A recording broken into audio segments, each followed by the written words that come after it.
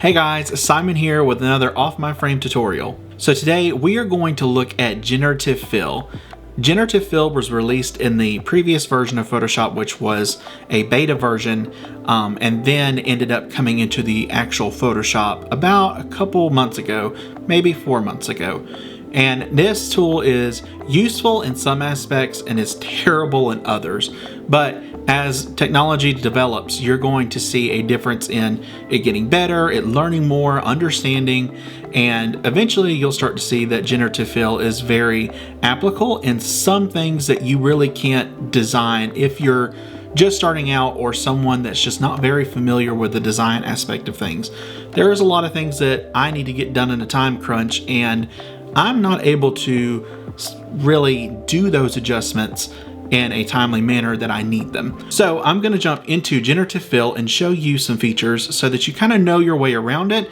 That way you're not confused of what's going on. So let's jump right into it. All right, so in Photoshop, we are going to go to File and we're just going to create a new blank space. So this tab is the one that's going to show up. You're going to have different customized tabs, or you're going to have ones like iPhone or whatnot. I usually just go to Print and I just find Letter. So once you double click on that, it will pop up the page instantly and then you can start working. So from there, what I will do is go to this tool right here. You can use any type of selection tool to make this happen, but I prefer the square tool if I'm just starting out with something. And you just essentially click and drag and you get this selection. And again, if you didn't notice what I did, I just clicked on my mouse, pulled, and dragged in the area that I'm wanting the Generative Fill to show up in. So from this point, I hit the Generative Fill button that automatically pops up underneath. If this does not show up for you, then you need to update your Photoshop to the latest version, because if it doesn't show up, then that means that you don't have the correct Photoshop. I need to look at the version that this Photoshop is, but if you just update to the latest version, you should be good. So from this point, I'm going to, with my selection, hit Generative Fill. When I hit Generative Fill, it's going to ask me what I want to generate. So there's, optional. You can put something in there, or meaning when it says optional, you can put something in there or not.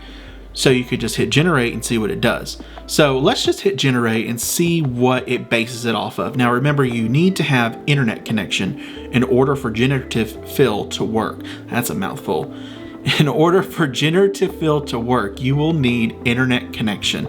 So make sure that you've got a strong internet connection that will allow you to render this image and it come out correctly, or not have any problems processing. So let's go ahead and hit generate. And it's gonna take a minute. So my internet is okay. Okay, so see, with no prompt, it usually does very quickly, and of course it gives us 3 variations. However, there's nothing in these variations. So most likely due to the fact that we're starting with a plain canvas and we didn't ask it to do anything.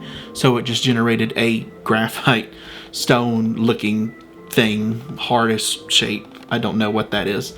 So I'm going to instead add a prompt so that we can kind of give it some meat and bones to make what we want it to, or whatever we're aiming for. Not 100% sure what I'm aiming for here, but something. So let's go on ahead and say, let's select the entire mass. Let me zoom out here so you can see what I'm doing. So I'm just gonna go ahead and hit this button here with the square, pull out, and I'm just gonna hit Generative Fill, and we're gonna put in sandy beach with big waves. So let's see what that pulls up. And you can hit enter on the keyboard, that will allow you to generate, or you can just hit the generate button. So there's also tips that they give you saying what you should and should not do, so just be mindful of those tips. I believe it's don't use add or remove or different types of stuff like that. So here you go, you get a very generic looking photo. Nothing crazy, but it is something that Generative Fill was able to pull off. So if you're needing a specific image and you're just trying to play with it or trying to do something different, then Generative Fill will be great for you. The only problem with Generative Fill is this: when you go to zoom in, you're gonna notice a lot of pixelation. It's really, really bad. but it is okay.